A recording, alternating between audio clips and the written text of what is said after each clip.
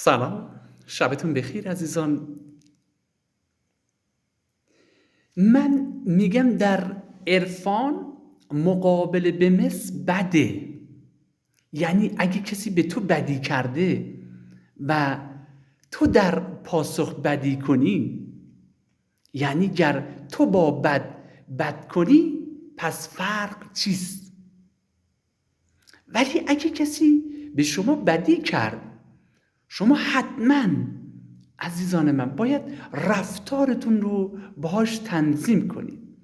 یعنی میتونید میزان معاشرتتون رو کم کنید، میزان رفتارتون رو باهاش کم کنید، منتها در دلتون ازش کینه‌ای نداشته باشید.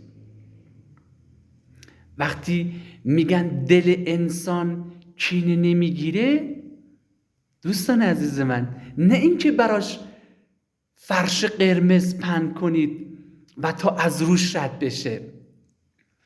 یعنی رفتارشو تنظیم میکنه طرف، به دیگران با رفتار خوبش آموزش میده که چطوری باهاش برخورد بکنن.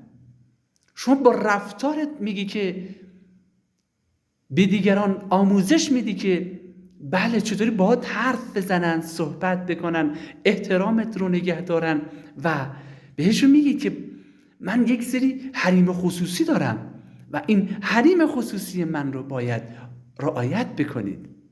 و این است که عرفان، من در عرفان میگم مقابله به مس بده، ولی اگه بد هم هست، نه اینکه شما فرش قرمز زیر پاش پهن کنید تا هر جوری که اون دوست داشت با شما رفتار بکنه.